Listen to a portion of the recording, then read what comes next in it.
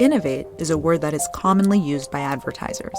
As defined by Merriam-Webster, it means to do something in a new way. Advertisers may say they want to innovate, but they often get nervous when it comes to execution. It's not easy to convince decision makers to try something new, but it's critical in a world where consumer behaviors can shift daily. Media and marketing campaigns that lack innovative strategy can quickly grow stale and reflect a subpar way of reaching audiences. Hey everyone, I'm Noor Nasir, Senior Director of Media Innovations and Technology at Centro and host of AdTech Unfiltered. This episode about the importance of innovation is titled Innovate or Die. Our guest, Chief Growth Officer of Publicis Groupe, Rishad Tobaccowala, technically didn't say those exact words, but if you take a listen, you might agree that in summation, he does. Rishad is well-versed in knowing what it takes to wow clients and drive them into the future. With a near 4-decade career at Publicis Groupe, he's led advertising and marketing teams for many of the world's most popular brands, including McDonald's, United Airlines, Procter & Gamble, and GM. Time magazine dubbed him one of 5 noted marketing innovators, and he was one of the first marketers to be inducted into the Ad Age Interactive Hall of Fame. This truly unfiltered episode on innovation with Rishad Tobaccowala starts right now. Rishad, first I want to thank you for joining us here at Centro headquarters for an episode of AdTech Unfiltered. I am mostly operating under the assumption that many or most people who work in the Chicago media and advertising scene are probably pretty familiar with who you are and why you have influence in the industry. But for those who may be less familiar, can you give us some background on who you are and what you do? Sure, perfect. So I'm Rishad Tobaccowala, and I am currently the Chief Growth Officer and part of the management team at Publicis Groupe.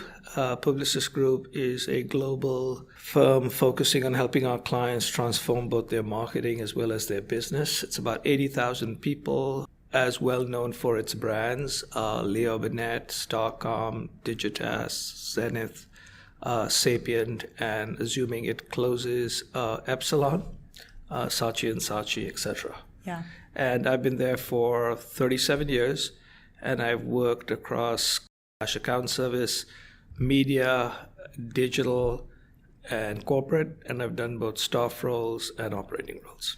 What is your specific role at Publicis right now? So my specific role right now, because it's late in my career, is a combination of 3 different things. The first one is providing a perspective to both our management and our clients on where the world is going and how to prepare for it. So sort of a futurist, thought leader, understanding trends.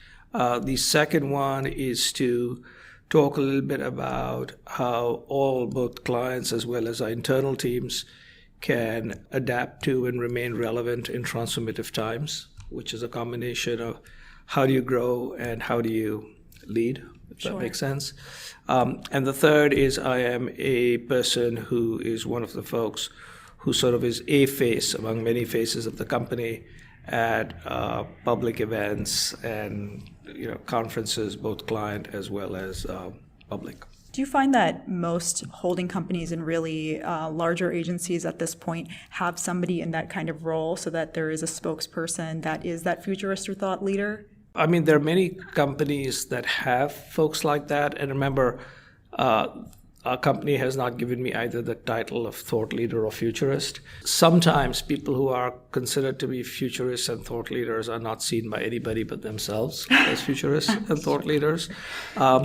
It's more because I've been around for a long time, and more of what I have sort of forecasted has come true than has not. So there's a bit of a track record. So people say, hey, we should pay attention. Well, it's definitely a cool position to be in, even if it's an unofficial title. Like you mentioned, you've had a long-standing career. You've been with Publicis for 37 years. So I would like to take a little bit of time to recap on some of those particular things you've done along the way. How did you get started? How did you even get into it? Because I saw that I believe your academic background was in finance and some other things that aren't really advertising specific. Yeah, so I grew up in India. My undergraduate degree is in advanced mathematics. From the University of Bombay. I came to the University of Chicago for an MBA in marketing and finance. And at that particular stage, when I came out of school, which was 1982, the total number of people who were either of color, foreign, or women in business school was probably less than 15 to 20%. Definitely people who were of color or foreign was in the single digits, if that. Wow. And so it wasn't really set up to help us find jobs, especially for people who did not have green cards. That has changed. This year from the University of Chicago, I was one of 2 Indians that graduated that year, and this year there'll be 50. So it shows you how far it's gone. Yeah. But lo and behold, I got exactly 1 job offer. And that job offer, I thought, I'm going to work for this company for 2-3 years, get myself a green card, and then go get myself another job. So that was the Leo Burnett company, and 37 years later, I'm still in the Leo Burnett building, which means I'm unemployable. I don't know about that. I think, if anything, I'm feeling the opposite.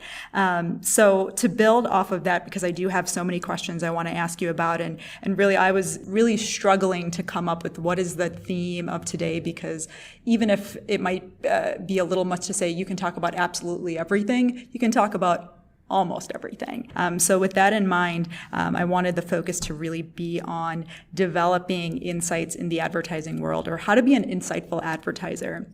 So an interesting note I want to bring up is that just yesterday, the manager who oversees my team, I work on a team called Media Innovations and Technology, he received a brainstorming note for a panel that he's going to be on. So one of the other panelists sent him these notes that specifically were suggesting what clients are distinctly looking for from advertising services, whether that be agency or agency-like entities.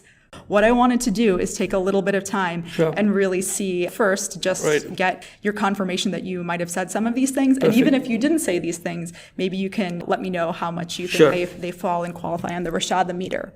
So the first thing was that clients, as it relates to what they're looking for from agencies, the number one thing they're paying for is insights. They're looking for that opportunity to glean research and to really gather information on cultural, consumer, and contextual truths. First and foremost, does that sound about right as far as the primary thing they're looking for? I would say it definitely is among the primary things. It depends on when I said such a thing. So it would be one of my top 3. It may not be number 1 anymore because times change, but it's definitely one of the top 3. So therefore, yes, it ranks high. And the reason people are looking for insights is they're really looking for insights about people and their business, because marketers are very smart about their particular industry. What agencies can do is we can look across industries, and we don't live inside the client. So we can bring the voice of the people, the voice of the citizen, the voice of the consumer. A second thing also related to that, and really related in so many ways, is that clients are looking for inspiration, and that inspiration is oftentimes also led from a desire for provocation or to be provoked. Yes. So one of the key things is clients do look for ways to think outside what they currently think and how they can get inspired to change. And it's very easy to basically go in and say, only companies that are digital can move into the future, or you are doomed. But the ability to show examples of how companies of any size and any type reinvent themselves, and therefore they can recognize in that, even though it's a different industry, they can recognize they can do it too. So if you look at everything from, sometime people said no one can take on Netflix. I have a feeling that in a year or 2, people will say, why didn't we see how strong Disney was going to be in this space? Sure. Or pizza is pizza. Well, if pizza is pizza, why is it that over the last 10 years, with the exception of Netflix as a stock, when you look at Facebook, Amazon, or Google, the best place to have invested was in Domino's Pizza. Yeah. Right? So Domino's rethought about pizza. Or let's see about how strong companies like Walmart are reinventing themselves to take on Amazon. And so a lot of it is inspiring people by not only showing them an outside perspective, but showing them an outside perspective with people and industry setups that are somewhat similar to theirs.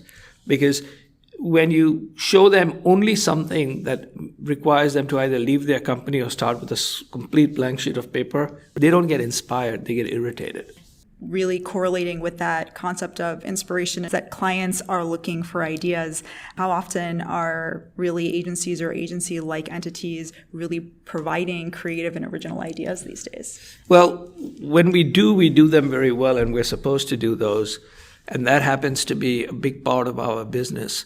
And increasingly what tends to happen is the ideas. In the old days, the ideas used to be big business building ideas. And for some time, we suddenly ended up being ideas about commercials or ideas about improving product. There's a very interesting thing that the early days of Le Urbain, we only had about 30 clients, and we operated out of only one place in the United States, Chicago. We were good enough that we actually as much pitched our clients as our clients pitched us. And why? Because we had given our clients ideas to build businesses. So it's not popular anymore these days, but still one of the most amazing brands ever built was Marlboro. When you think about everything from Tony the Tiger to Fly the Friendly Skies to generally thinking about different ways of positioning even ketchup, right? So we had business ideas, we had new product ideas, we were creating new categories. And now we have to go back to building business ideas. And so ideas can come from anywhere, but we should not be limited to having ideas just about communication. So to that point, I am curious. So often now, I think the client side themselves or the marketer, they've taken that upon their own shoulders. And now I feel like they oftentimes have a differing expectation for what the agency is doing. Do you feel that that is the case, or do you feel there's a mixture of circumstances?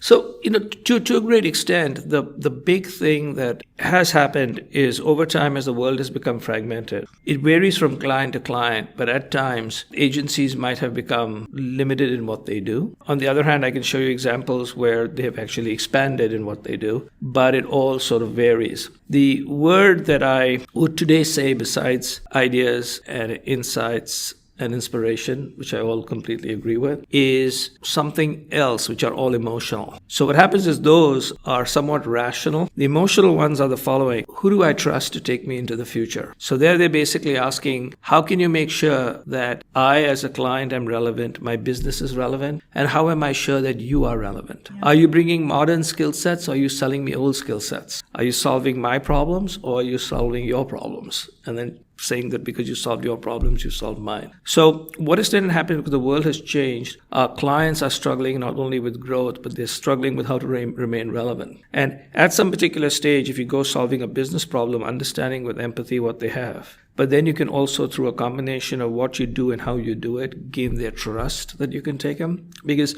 when you're going into the future, the path isn't really clear. But if you were going to go to an unknown place, you'd go with someone you trust, who you think has many skills, versus someone you aren't completely certain you trust, who has 2 skills. Because what if someone needs more skills than that? And that's one of the key things that's basically happened, which is why many of our companies, meaning across the industry, are slowly reinventing themselves around broader themes and bringing a suite of services to help our clients. And the other thing besides who do I trust to keep me relevant, a big part they're also looking for is another emotional thing, which is, are you good at collaborating? Because while all of us are adding more capabilities, our clients may not necessarily require all capabilities from one place. And the ability to mix and match is again something that where if they trust you, they trust that you will say, I'm going to both work with the partner that you select, and I'm going to spend all my time trying to oust your partner, right? I'm just going to do what's right for you.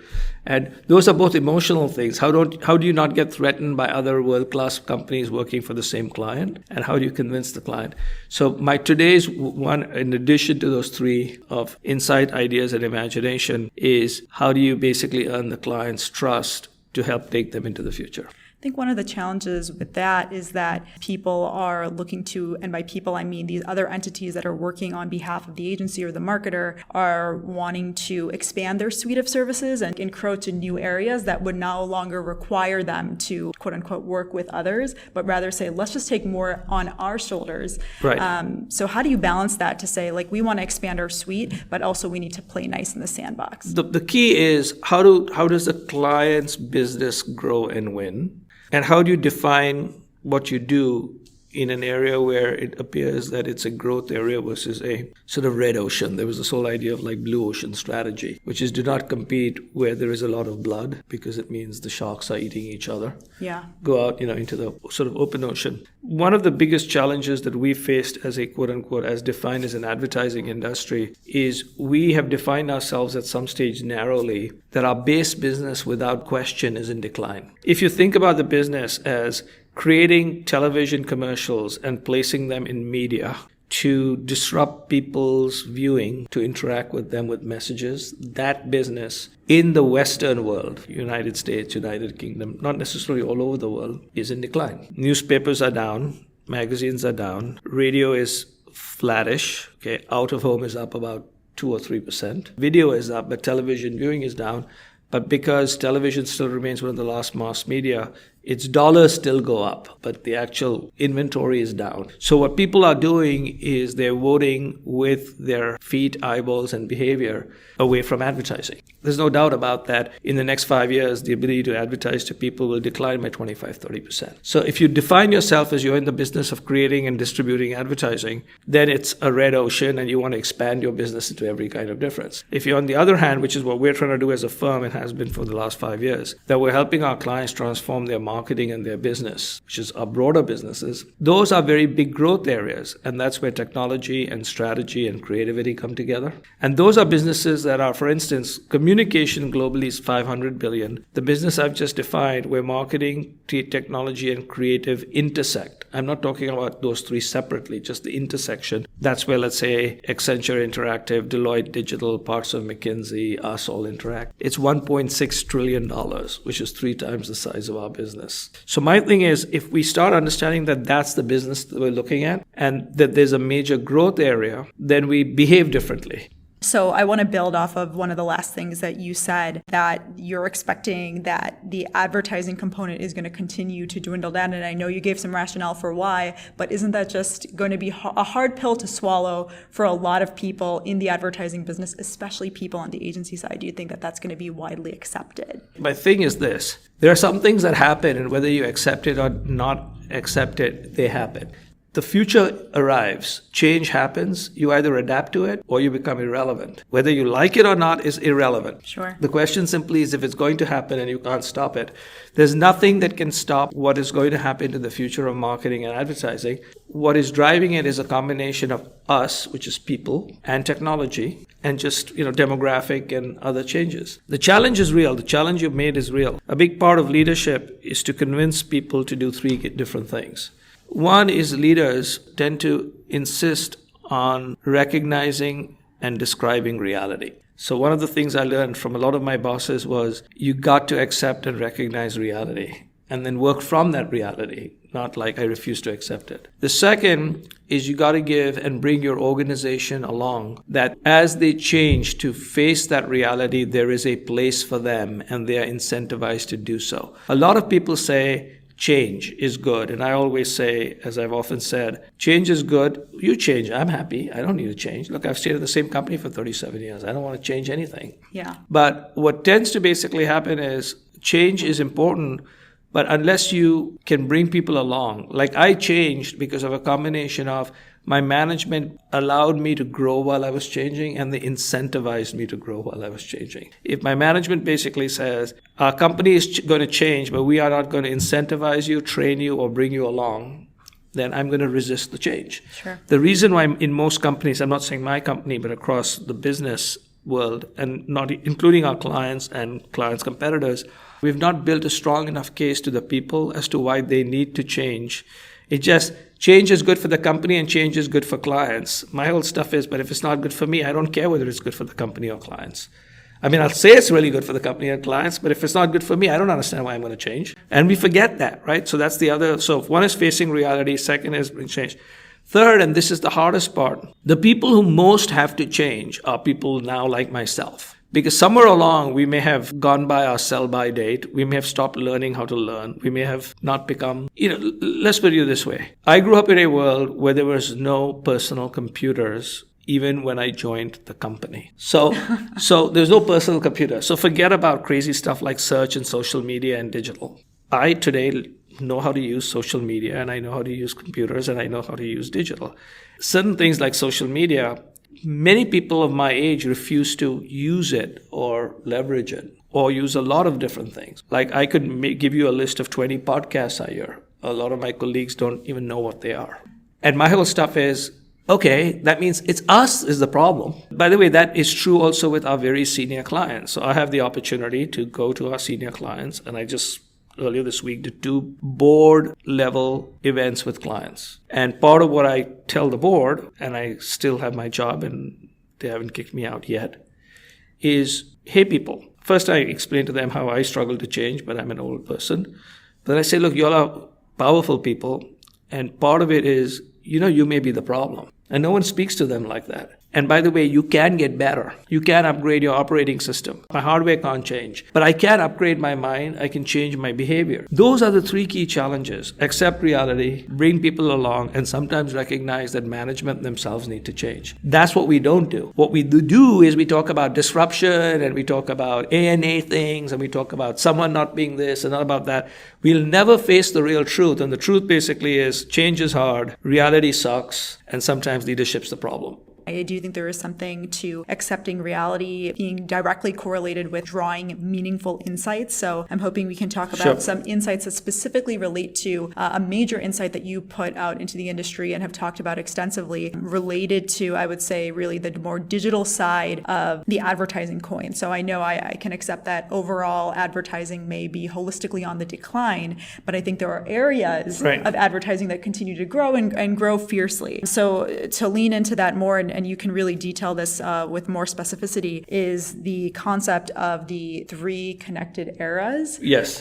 Do you want to walk us through those? Because that's going to be the basis of more conversation. Yeah. So because I've been around for a bit, I have tried to frame the world. The original idea of the 3, I call it the 3 connected eras. And what it was that it became clear to me that while online has been around for a long time, the internet's been around for a long time, and online outside of the internet, things like AOL, Prodigy, CompuServe were around in the 90s and late 80s and early 90s. It was really only in the mid to late 1990s when the World Wide Web came to be, things really sort of changed. I began to call that the first connected age. So when the World Wide Web through the web browser started to take off. And at that stage, there were 2 forms of connection. You clicked on a blue link and you got somewhere. And the people who best directed to where you got was a company called Google. And then if you actually clicked on that and it wasn't information and you were trying to sell something, another company called Amazon sold books at that end. And 2 of the 5 most valuable companies in America were given birth in that era. And one basically said, I'm going to connect you to information. And the other said, I'm going to connect you to a transaction, which actually began with a book. In 2007 was the second connected era. And it builds on the first one. And that came around social, where we were connected to everybody, and mobile, where we were connected all the time. That happened around 2007 because that's when iPhone came out. And around that is when all these Twitter, Facebook, LinkedIn clustered around. And now we were no longer just connected to a transaction or connected to information, but we were connected to everybody and connected all the time. 2007 to 2017 was the second era. It builds on the first era. And as a result of that, those 2 eras, you also had Apple, Facebook, Amazon, and Google as 4 of the 5 most valuable companies. At this stage, marketers, management, and businesses now say, okay, now we get it. So I said, if you align with the power of the era, you can build amazing wealth. You do not align with the power of the era, you destroy wealth. Magazines, newspapers, taxi medallions. If you sort of think about it, no major brand has been built in America using television since 2007. It's been used to scale brands, but build the brands. If we think about Casper, Warby Parker, Dollar Shave Club, Uber, Airbnb, they were built through what? Mobile, social, search, commerce, sampling, word of mouth, and data. And so the whole idea is 10 years in, not surprisingly, major marketing and major companies all over the world are, oh my God, what the hell happened? I said, hey, it's been happening for 10 years. It didn't happen the day before yesterday. Which then says, hey, by the way, we're about to enter the 3rd connected era. So if you were late on the 1st or the 2nd, think about what's happening on the 3rd. And at the 3rd, we have 4 things going on. And they build on each other. So it's not that one doesn't work on the other. One is data connecting to data, which is the way I describe AI and machine learning. Things connecting to things, which is the Internet of Things. New ways of connecting, of which voice is the first one that has scaled, and maybe augmented reality will be the second one.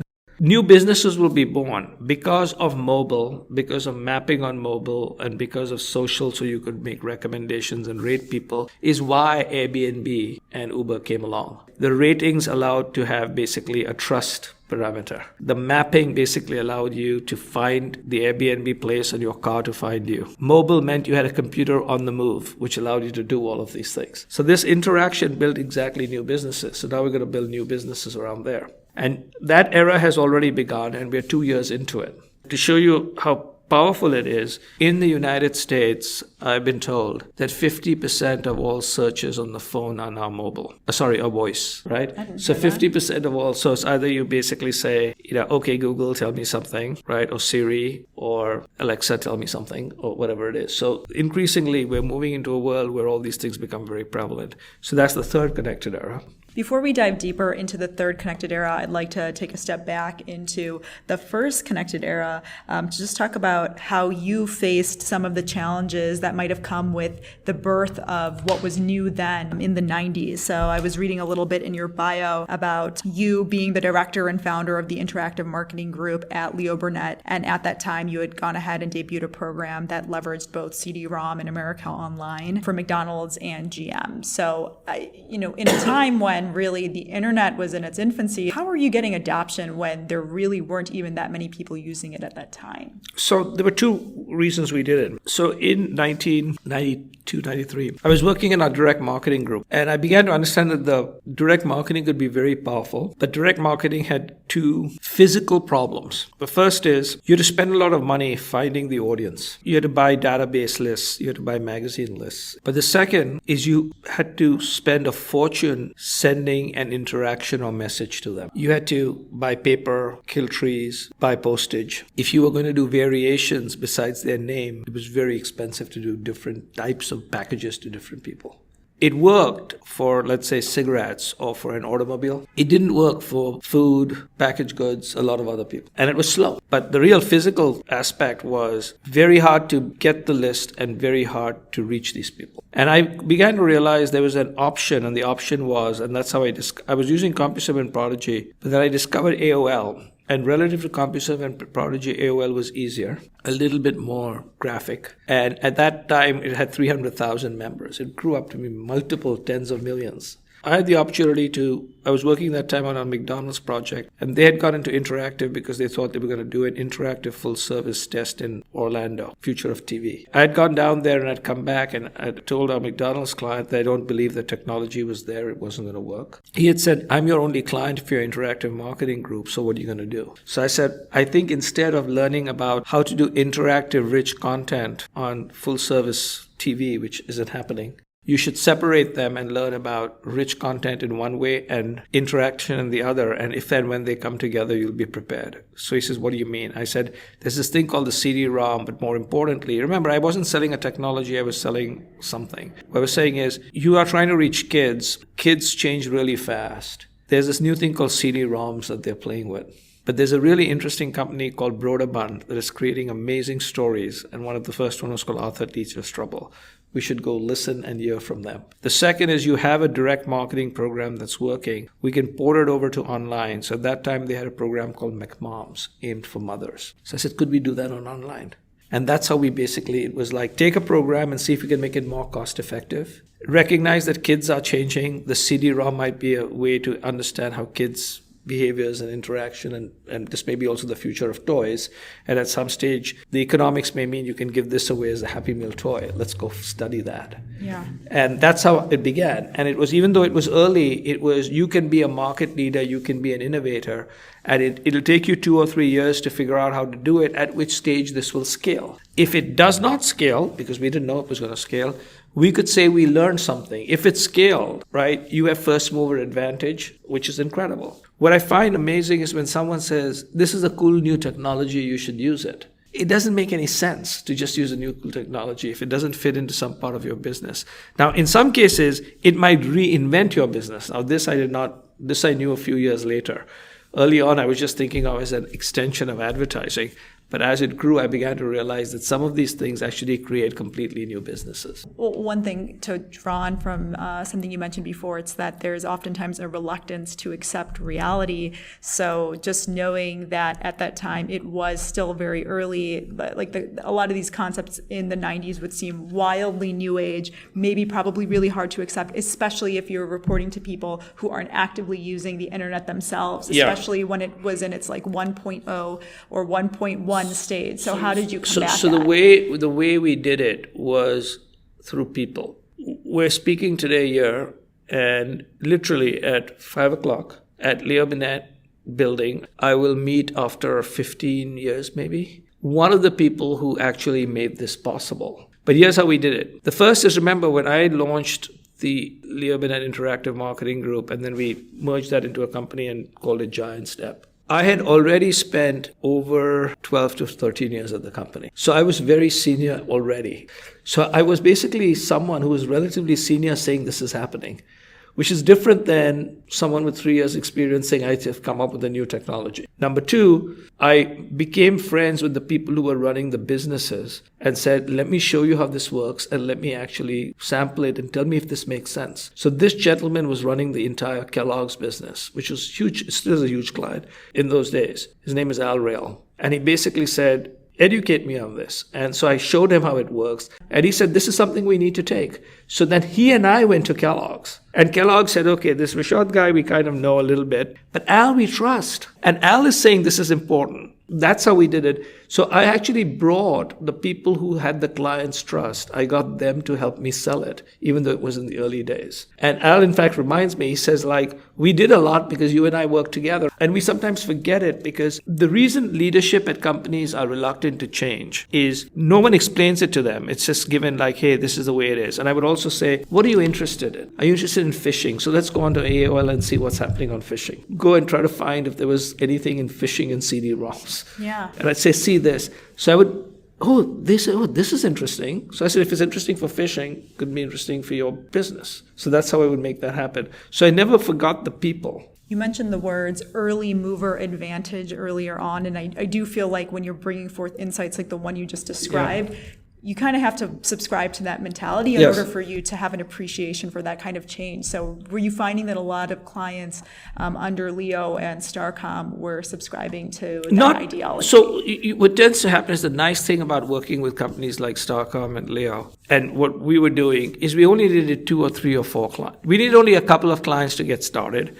And we could build a very interesting business with 4 or 5. And between them, they had 50 or 60. So all I needed to do was find 3 or 4 friendlies inside my company, like an Al Rail and like other people, who would show me how to go make this thing happen. Once I had a couple and I could show some early indications of success and show what the work is, it was then something that other clients said, I want one of those, because I would then show it with to all my colleagues. And my colleagues would say, we should take some of this out to our client. But at that stage, it was no longer about early mover advantage. It was still early mover advantage. It was more about peer envy, which is how come you're doing this? Because the early people, not only did we get good work, but the chief marketing officers, brand managers on those started becoming famous. Ad Age would write about them. Adweek would write about them. It was like these were pioneering, doing new things, etc. So their peers are basically saying, what's this? At the same stage, while I was doing it, it wasn't really me because I was at the head of this whole thing. I started appearing in all these like Time Magazine, Business Week. So then my colleagues said like, he's an idiot. How come he's managed to do this? I got to do that too. And so that's how it worked out. I'm sure that's not what they said. To that point, I want to move us into the second era, the second connected era, where 2 of the things that you mentioned that specifically were given birth to and really, come to fruition across that time period were both the smartphone and then social networks. Yes. So let's start off with smartphones. Here's a question I'll position to you. Do you feel that smartphones, especially from the standpoint of advertising, has reached its peak as far as what can be brought to the table? Because let me tell you why I'm asking you that question. I feel like a lot of mobile ads, and it's ironic hearing this from me because I've worked in a mobile specific capacity for most of my career. A lot of mobile ads are terrible. Right. They're really maybe the worst. So do you see there being a lot of room specifically from an advertising perspective, knowing that the majority of display dollars are spent on smartphones or mobile devices? I've always basically believed that the mobile phone is a terrible place to do advertising on. Okay. And I've said it from like day one. I'm not saying we shouldn't do advertising, but it's a terrible place to do advertising. The reason it's a terrible place to do advertising is, first of all, it's a personal device, and you don't want ads to show up in a personal device. Including if you're basically, let's say, looking at content. Advertising ends up costing you 3 ways. First is, in a small space, it clutters up what you're actually trying to read. Second, you are actually paying for it, because you are paying for the bandwidth. And usually the bandwidth of the advertising hogs up much more data than the content that you're actually trying to do, till recently because of video. But in the old days, when you thought about it, you were reading print, and the graphic images primarily came from the advertising. You were paying for it. So one is, I'm getting this thing that I really don't want. Second is I'm actually paying for it, which is kind of like weird. And the third is as it retargets, I feel really creepy because it's a personal device, but it's creeping around. Instead, I suggested to people, and I have been on record for a long time, that said it's a fantastic marketing device. It's not a great advertising device. And as a marketing, why don't you deliver a service or utility? My whole thing is when you use a phone, you use it most of the time. When you're not using it to read something, you use it most of the time to get a service or express yourself. Using it for Instagram, social media, mapping. It's a utilitarian device. So why don't we actually add utilities to the utilitarian device versus advertise? To that point, they say that there's been exponential growth in how much mobile video people are consuming. So yes. So increasingly people are consuming mobile video, but if you think about it, they're not actually consuming ads on video. They're basically consuming YouTube, tiny shows. They're using stories and all the stuff that's on Snap and Instagram, etc. Oddly, what tends to basically happen is even in that world, I believe there is a limitation that you can have with advertising. Because I think broadly, people are fed up of advertising. Okay, people are absolutely fed up of advertising that's not relevant and that intrudes. Scott Galloway, who is a professor at NYU, he has this line which says, advertising is a tax that poor people pay. So I spend, a lot of money. How much is a lot of money? It is a lot of money. I spend $99 a month to avoid all advertising. You do. I do. I get YouTube Red. I get Hulu without ads. Obviously, I have HBO and I have Netflix. Everything that I read online, I read through what was Next Issue Media now, which is Apple News. Most of these things have very little ad. And I basically have the premium or versions. I have the ad-free version of AMC. I have the ad-free version of FX. So in effect, I've gone out of my way to remove every ad wherever I can get it. I probably reduced my ad load by 95%, and it cost me $99 a month. So someone basically said, that's a fortune, that's $1,200. And I said, yes, but you don't have to go over like I've gone and done it. I can show you a $40 version of doing it because I've included HBO, I've included a lot of other things. I can show you a $40 version. So they said, well, not everybody has $40 a month. So I said, the people who you want to sell automobiles, new automobiles, computers, expensive vacations, they do. And if they don't have $40, they ain't going to buy no car. So in effect, most advertising now goes to people who are not well off, which is not surprising why most packaged goods marketers have to cut prices all the time, because the real differentiator is no longer the advertising, it's how low can your price be, because you're speaking to a price-sensitive person. And so my whole stuff is, don't incentivize me to sell you something you don't want. But what it then does is I would tell a client, take your money and build me a better product or service. I think that's the dichotomy of both the ad revenue model versus the subscription model, right? Is that if people are not willing to pay for something, then that's where advertising becomes such a big piece of. So for many, many years, when I was speaking to the folks in the magazine industry, the things I was basically told when I said these things, I was pushed back and said, well, advertising underwrites fine content. And I said, my clients actually don't want to underwrite fine content. They want to reach their customer. And if they can reach their customer without underwriting fine content, they will. Make no mistake, we are not underwriting fine content.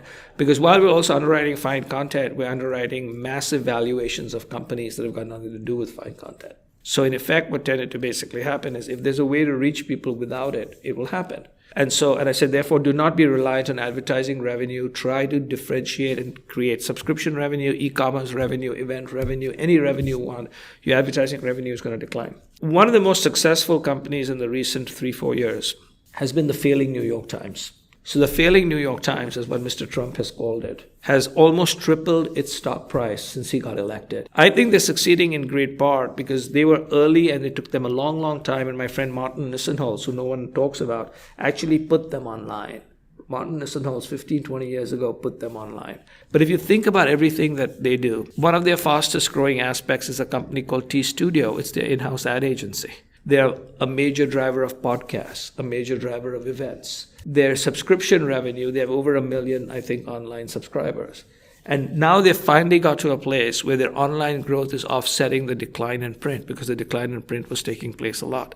They have had to move to a model which has to be subscription plus other, subscription services, etc. That is the reality. And so what is tending to happen is companies that don't understand that come into trouble. If you think about the Publicis Groupe, in 1995, 4% of our revenue was digital. The last time we measured, or the last time I saw, because we stopped measuring this as digital as the world became digital, but in 2017, 56% of our revenue was digital. Now that was a revolution. We went from 5 to 56%. And it included changing stuff, buying stuff, including Performix and Digitas and Razorfish and LBI and Sapient. We began to realize with Sapient that we needed to get into business transformation and consulting. We didn't have those. So when Epsilon closes, we will have over 15,000 engineers in a company that had none 10 years ago. So what you've taken is we've recrafted an entire company. Our results yet don't show it. We're growing minus plus 1%. Structurally, we've spent $8-9 billion, changed the way we operate, made major investments, running as fast as we possibly can from basically being reliant on interruptive television advertising for packaged good marketers, because that is going nowhere. And it's been very expensive, and so far it's been very painful. But we could see this coming, and that happens to be the reality of what happens. Today, when people basically say, well, scale, etc., I always point out this example of Kylie Jenner. So Kylie Jenner created $1 billion worth of sales using a combination of Pure Beauty, which is a company that manufactures her stuff, her Instagram account with 120 million people, Shopify for e-commerce. And so when a big major marketer tells me, I got scale of manufacturing, scale of distribution, scale of everything, I say, take your scale and shove it. Doesn't matter. There's new scale,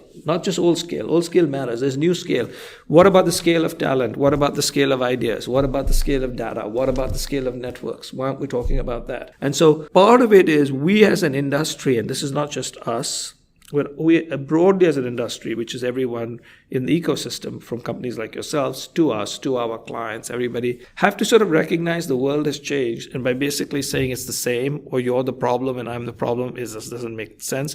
Hey, there's a new world order. How do we get there? And once a client tripwires into, oh shit, I got to rethink my business, I got to rethink my marketing, that's a huge asset. Then we have to convince them that we're actually good at doing it, which we hopefully will do. It's a huge different area. Versus you are the people who basically do ads. Of course we do ads. Ads will still be important. But it's got to be more than that. That's what I'm basically sort of telling folks. It's not that the advertising business is going away, but it is declining, and that's where the fighting is. And when the fighting occurs, something very bad happens, which is people are forced to reduce prices. So I'll give you an example. When we were running Danu, when I went with my team to Danu and we sold stuff to our clients, we were basically selling it at 3 times the price that my agency was selling people. We were doing different work, so I wasn't charging 3 times for the same work. I was doing completely different work. But on an hour basis, my people were paid 3 times as much as everybody else. And the reason is what we were doing was rare. There was massive demand with limited supply. The other people were basically doing something that was not that rare. Okay demand, too much supply. This whole idea of navigating our businesses and navigating our future into the big, broad spaces which are growing is hard to do. And that's what I've basically been encouraging people to do. Because a lot of stuff that a lot of people are focusing on is silly stuff, like ad viewability. Yeah, it's important. But is that going to change your business? No. Let's get real. Who's going to help me in the future? How is my business relevant? How do I engage with people? Those are the real issues we should be talking about as an industry. Leading into modern day, I want to focus on that third connected era and some of the things that I think you also briefly touched on earlier on, as far as AI, IoT, and voice being major components that have really come to the table in 2018 and will continue to be prevalent moving forward. So can you talk to me a little bit more in terms of how any one of those components is playing a role and how you're servicing clients today? Let's start with something like voice. Increasingly it's going to become important. So voice is not like an addendum. Voice is the way people interact. So how do every one of our marketers think about marketing, including what is their voice? MasterCard has recently launched, they're not our client, but MasterCard has basically launched its voice look. So how do you sound when no one can see you? People had like symbols and logos and stuff like that. How do you sound? The key thing with voice is people don't want to say, hey, Alexa, play me an ad. They want a utility or service. So what utilities and services can you actually engage with? How do you deliver those utilities and services? So voice is a key component. There's some capabilities, but voice should be there shouldn't be like a voice group. One of the things that began to happen, and the big struggle, is I remind people that all these new things, from voice to recommendation engines to understand algorithms and recommendation engine, is the future of marketing. And if you don't think about it, a lot of companies will get into the same problem, which is one of the reasons why some of the quote-unquote traditional creative shops ran into trouble, is not because they don't have very smart people. It's primarily because they got separated from the tools of the trade. A good creative has always been basically working with technology. They worked with radio, they worked with Adobe Photoshop, they worked with a whole bunch of other stuff. At some particular stage, this digital thing was something like special, but they were already working on digital on computers. And so once they began to lose an interaction with how search worked, how display worked, how online worked, how video worked, then what began to happen is they didn't craft ideas that way. They basically started crafting ideas only for television or for print. So the first thing that we basically say is recognize that voice is already very prevalent. Recognize that algorithms basically work in some particular form. Think about the Internet of Things not necessarily as the little Amazon button which they've discontinued that you could goddamn push for your Tide or something like that. Think of it as much more broader. Think of it that when a car is ordered by your phone, it's actually an Internet of Things. So think of a world where every device is either an enabler or a listener or a participant. Also think about what would happen when there is a world where you don't require to sign up for broadband because your phone, 5G, allows you to do that. And a key thing with 5G is not only the speed, but the lack of latency, which means there's no drop off. It's very rapid, but that sort of re-explores. So start thinking about how that will change your business. Now, many of these are initially less on the creative end of it and more of it in the business strategy and marketing support end of it. The thing is, we should be able to go to our clients and work with them to anticipate. The biggest challenge has never been the technology. The biggest challenge has been, and that's one of the things I have in my book, is while the future is without doubt digital, data-driven, and silicon, human beings are analog, carbon-based feeling. Analog, carbon-based feeling people take some time to change. And so the key is, if you want something to happen at any scale 3 years from now, you have to start now, because it'll be too late to run an animatic in the Super Bowl. You will run an animatic in the early days when nobody knows that you're learning.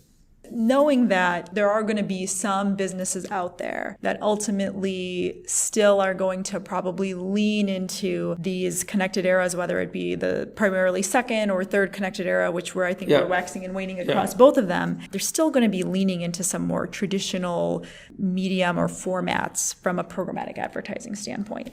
So with that in mind, do you see the utilization or the ubiquity of use for some of these new connected devices really taking effect on the way that advertisers are positioning ads in the economy? Yes. So I suggest to all advertisers to stop thinking about words like programmatic and digital. I think they have to think about how do we effectively deliver interactions across channels. Programmatic eventually did major damage to the industry. And you know what it did?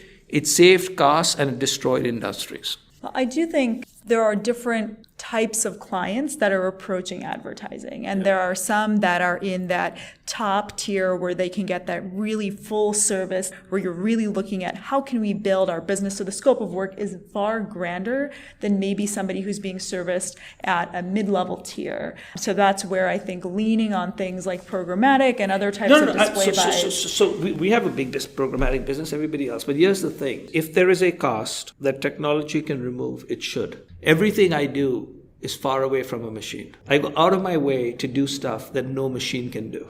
Like what? Like thinking like I currently think. Tell me how a machine like this can do it. Yeah. Inspiring people, talking at boards. And when you can, I'll run in another direction far away from. So whenever machines catch up, I'll run. Machines can basically do stuff that people can do. And so having lots of people at an agency working Excel spreadsheets, which a machine can do, I said, let the machine do. You're absolutely right. So that is one part of it. But what tends to happen is what marketers have made a mistake of thinking is that's the only thing that eventually will work. So now what basically happens is you have to specialize. What's one of the fastest growing things right now is podcasts. Still a big, small business, but it'll be $1 billion business soon. And yes, you can do programmatic delivery, but A programmatic ad in a podcast will not work because it has to basically, the best ads are delivered by the person who's actually running the podcast. So if you were running an ad, you'd have to run the ad because an ad that sounded like a Bugs Bunny voice coming in wouldn't work. Okay? And so the whole world is working against programmatic, and some people are saying, oh, it's all about programmatic. And I'm saying everybody's working against it because there's no economic interest. Yes, it's the cost-effective interest. So the process part, the supply chain gets more efficient, but if on the other end, the marketing doesn't get more efficient or more effective, how much can you put in it? So anything that should be programmatic is programmatic. Where is out-of-home going? I've told the out-of-home people, don't you dare become completely programmatic. You lose control of your inventory, and now they know it, right? The podcast people aren't doing that. When you're doing omni-channel experiences, that doesn't basically work. Part of the programmatic stuff is the entire industry started focusing on the plumbing, forgetting about the poetry. You differentiate brands on poetry. You don't differentiate brands on plumbing. You don't select a house on whether the plumbing works. It's a given that the plumbing works. You do it on landscape and design and things like that. And somewhere along, once marketers understand that technology can be good, but they need to understand it in detail from a business perspective and not just as a cost savings perspective, then whatever they do makes sense. But people haven't educated them on the pluses and minuses. The thing to tell clients is, hey, the brands that are winning are utilizing these platforms by differentiating with an idea. What do you think Amazon is doing?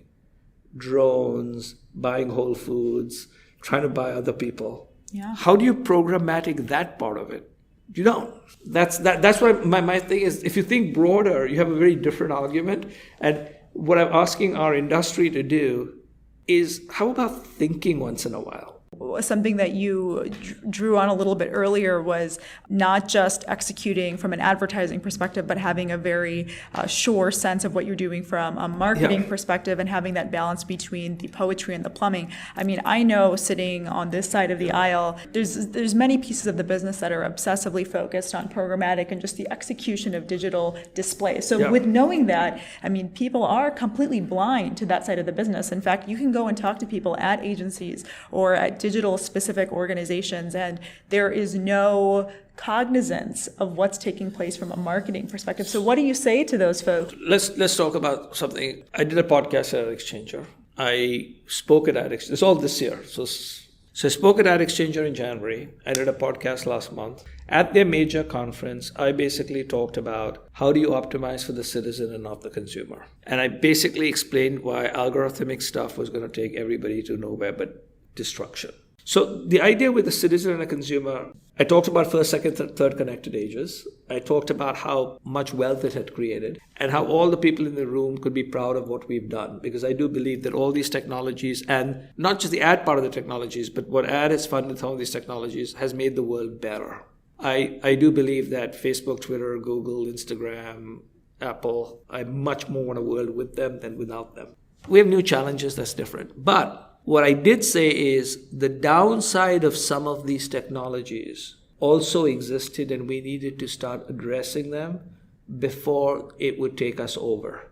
And the three issues were basically the lack of trust, both in the ad ecosystem, ad agencies, but over more broadly, which is, can I trust even the church? Can I trust the University of Southern California? Trust. The second one was the rising inequality, which is very significant. And the third one is closed-mindedness, because these algorithms, right, are, as someone basically said, I forget the lady, I've quoted her before, are weapons of math destruction. It's funny. Okay, and the whole idea of the filter bubble, etc., we've created these things. This algorithmic thing has created some of the very same problems that we have. And these are going to now tarnish our clients' brands, tarnish our clients' reputation, eliminate strategic choices. If a client says, I can only advertise in Google and Facebook and nothing else works, I said, then you might as well give up your whole company to Google and Facebook and go home. What are you working for? And you have data and privacy risk, which is who's using whose data to create these new DTC brands. That automatically made people think completely differently. And then, of course, I said, here's how you should think about it. And, think higher, feel deeper, or think the opposite, etc. I had some personal things to think about. But that really, really resonated with the audience because they were all worried about it. The issue simply is you cannot have an industry where only 2 or 3 companies win everything. That's not an industry. Okay, that's bullshit. I've always believed in some sort of balance of power versus a place where marketers don't actually even control their budgets as much because they don't have as much data, they don't have as much access, they don't have ownership. Now, unfortunately, in the last 6-7 months, I've been more right than wrong. So now the FTC is coming running to try to break things up. It's very questionable. And the other thing I always have a big problem with is that 3 people control the future of our industry. Sergey Brin, Larry Page, and Mark Zuckerberg, who between the 3 of them are the dominant shareholders of the 2 major platforms. And no one can say that they're wrong. Problem. I'm giving all my clients money to 3 people who can decide whatever they want to do. Problem. I want to touch on one thing you said. Actually, you said 2 things I want to touch on about there being, let's say, evil in the industry. And not evil in the industry. This whole idea of like we're holier than thou and Pollyannish, while worse, by being able to stop stuff but refusing to and thinking the rest of the world is stupid is what I consider silly, because I might be stupid, but don't call my clients stupid. But to that point, I think oftentimes there's an obsession over the next board meeting, making sure that you're hitting these revenue targets based on forecasts. So people are very tied to that. I think looking into some grander, bigger picture is oftentimes seen as a lofty goal made for people who have wildly big investment that they can put forward. Here's why this is where I disagree. The reason I disagree is I think where we have failed as an industry is we have not gone to the boardroom and explained to them how the models work. Do you think people are too afraid to make those statements? I don't know whether they're too afraid. But what happens is when I now go to the boardroom and I explain to them how it works, they do not start kicking me out, laughing hysterically, and basically saying you're an idiot, which they're perfectly capable of saying. Their basic stuff is, you're basically telling me that my entire business is at risk. I said, yes. And I said, I don't care how an advertising campaign does. I'm not here to talk to you about an advertising campaign. You could be optimizing an advertising campaign while destroying your business at the same time. And I said, if all your advertising campaigns are doing so well, how come your business isn't growing? And so my whole basic belief is, as a board, are you responsible for the quarterly numbers or as for the guidance of this company over the next 3 to 5 years? I just ask you as a board. I understand what a CMO may have to do, but even a CMO needs to do broader than that. Yes, when I was a media buyer, planner, media supervisor, account director, of course I have to do that. I'm not talking to those people. I'm basically now talking to the very senior people in companies. And I'm saying your job is to maximize your shareholder value. And what is tending to basically happen is they're beginning to recognize that something is up. They're putting a lot of pressure now for the first time. It's not that they haven't put pressure, but I know that there's massive increased pressure on the platforms. Everybody might be blowing kisses at each other, but I know behind there's now increased pressure as to what is this? I'm basically, in the end, I like marketing. I'm a marketing person. I might be a strategy or whatever, but it eventually comes about marketing and people and insights and ideas. And there was a line that I read, and I got into the marketing business with a line which says, from Philip Kotler at Northwestern, marketing is understanding and meeting customer requirements. And I always believed that as people got more powerful, in many years I said people have godlike power with the modern technology, that marketing would become so important that it would become as important as finance and logistics and everything else. And I said at some stage marketing will make it into the boardroom. So often, when companies say we talk about the consumer, but then you look at who's there, you basically have finance. Yes, it's important to have money there. Technology, yes, it's important. Lawyers, yes, chief legal officers on the board. You never see a CMO on a board. You never see a major marketer on a board. Not never, almost never. And these companies are talking about, we are consumer-led, we are this. Where, who, how, why, where did that happen? So I said, we will make it to the boardroom because of this. But guess what I've discovered? We are now going to make it to the boardroom because somewhere along, someone didn't inform the board as to exactly what was going on. And now the boards are starting to pay attention to the fact that they may have lost some control over their future. Do you think that, like you mentioned earlier on about needing to serve your clients or serve them better than you have in the past if you're on a board, that boards are willing to accept if there is financial compromise, it's worth taking the risk because they're going to be able to make up the difference through radical change within 3 to 5 years? Here's what I would say is there are many examples of companies that have taken short-term hits for long-term gain. People will talk about like Amazon didn't make money for years and years and look at all of that. But you don't have to go all the way there. You can take successful companies that took short-term hits for long-term gains. In the world of technology and software, one that we're very familiar with is a company called Adobe. So Adobe basically recognized that the world was going to the cloud. They were selling shrink wrap software. They decided to go to the cloud. As part of going to the cloud, their revenue declined significantly. Their stock price plummeted, and it plummeted into the low 20s, 30s from something much higher. Today, it's about $275, 2, 3, 4 years later, and it's considered a renaissance. They bought companies that they were Adobe and Photoshop, and they bought companies like Omniture, and they bought Marketo and Magento, and they reinvented their company, and are considered amazing. Domino's Pizza basically said, we have a sucky product. We have to improve our product. They did that, which was brave. And then they said, are we really just a pizza business or in the pizza delivery business? So let's make pizza delivery and logistics amazing. And so they used all the modern technology and they invested. And by the way, their stock price has done better than any company but Netflix over the last 10 years. If a board can explain to the marketplace that they are going to be fine in 2-3 years, but they have to do this now, otherwise they're going to go nowhere. And at the very same stage, I can show lots of companies who did not make the hard decisions and they went out of business. And we are at a time when there is a strategic, and this is the reason why boards are paying attention. This is not about advertising, right? This is not about advertising programmatic and how data is used. This is fundamentally, can you reinvent your business model for a modern world, or will you not reinvent your business model in the modern world? But my stuff to our clients is that's what we need to focus on. And why that eventually then helps everything, then including advertising and programmatic and all of those which are very important and growing. If it's done in the context of taking the business into the future versus optimizing a campaign is different.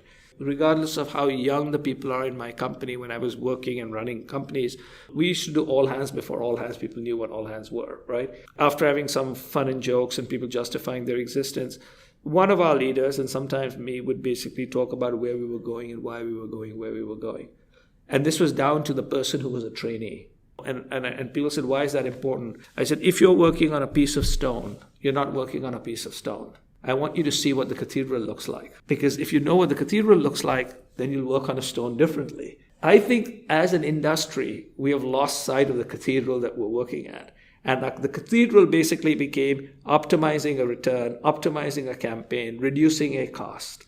That's not the optimization and the future of marketing. If that's there, I want to shoot myself and not be in the industry. I agree with you. And I think it's unfortunately a mistake that's happening so rampantly because there's oftentimes a clog in the funnel and information isn't trickling down from the very top. Right. And that's part of why one of the big things that I am writing about and talking a lot about is the future of leadership. And that's what we as an industry are struggling with. And I'm trying to explain to people that all of us can be good leaders. We can also be bad leaders. Let's all try to be good leaders versus be bad leaders. Let's go ahead and wrap up our conversation on talking about just a couple of things related to career advice, because I think for some folks, some of the things you're going to bring to the table as far as the way that you might be approaching their areas of the business will be shocking, right? Especially if they might feel that, oh, this sounds like a threat to what it is that I do. What are things that people who, whatever area of their career they're in related to advertising, what should they have a cognizance of as they build a future for themselves? The first thing that they should do is recognize that most people are going to work in business for between 35 to 50 years. So try to make your career plans 3 to 4 years at a time and not 3 months to 4 months at a time, which is be patient. People say, well, that's old-fashioned. No, but be patient. Because sometimes if you keep switching jobs every couple of years or get all worked up about what happened for 2-3 months, you won't get anywhere. Now, obviously, I've been unemployable and stayed at the same place for 37 years, but I actually reinvented my career many times inside my own company. The second one is build a personal brand, because we're living increasingly in a world which is going to be networked and connected. Whether we know it or not, all of us are Uber drivers. Some of us are just paid more. Because what's going to happen is we're going to work. If you also see this in like consulting companies or Hollywood models. People come together over a project. The project might be 3 months, 6 months, 12 months. It may not be a drive. But eventually people will attract other people based on their niche, which is how good you are at doing something, your voice, do I want to follow you or not, and your story, whether I believe you or not. The third thing I would basically say to you, to young people, is please recognize that regardless of how young you are, try to help as many people as you can, because along the way, you're going to need other people's help. And what we'll figure out eventually is people will hire and fire people or how they treat other people or how they treated other people, as much as whether they're good at what they do or not good at what they do. and we are underestimating how important the soft skills are. And I think I was lucky that I had amazing people working with me because they learned something and I learned something from them. But even more important, wherever they are, I would say almost everybody, I think everybody, but probably almost everybody, would still take a meeting with me and would help me 10, 15 years after they worked with me. We forget that we will always remember the people who helped us when we needed help and who did the extraordinary. And we make it too transactional, which is why people say you do so much stuff and you help stuff for free. I said, no, I'm building my brand. One day I'm going to need someone's help, right? I'll give them this very expensive price and say, now in your case, it's free. Now, if it's a very big company, I'll say, no, it's not free. But most people it is. That's a third thing, which is you have to build a goodwill. And the goodwill isn't necessarily just looking cool on Instagram. It's much more than that. And the fourth one is spend at least 1 hour learning something new every day. And that is what has allowed me to stay relevant. It isn't like this is nothing about whether you're smart or not, right? The question basically is, do you figure out some stuff? Do you actually do it every day? Do you figure out what is the right thing for you to do that you're good at? And then that becomes what you become good at.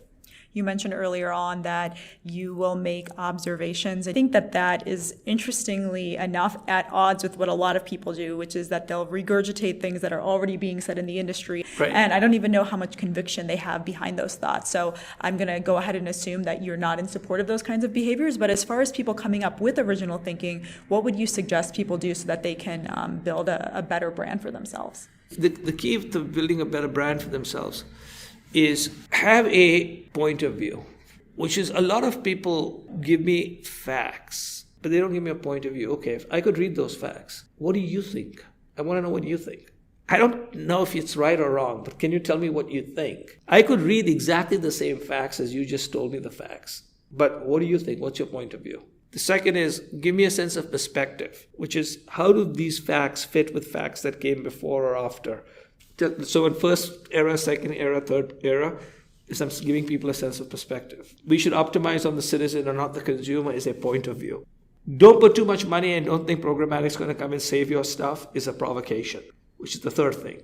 So my stuff is give people a point of view, give people a perspective, provoke people to think differently. Well, I think if there's something you really specialize in, it is finding truth in subjective spaces. And we really appreciate you taking so much time out to come and chat with us. Well, thank you. This was fantastic. Yeah. Hopefully it was helpful. So that was our episode on innovation and advertising with Chief Growth Officer of Publicis Groupe, Rishad Tobaccowala.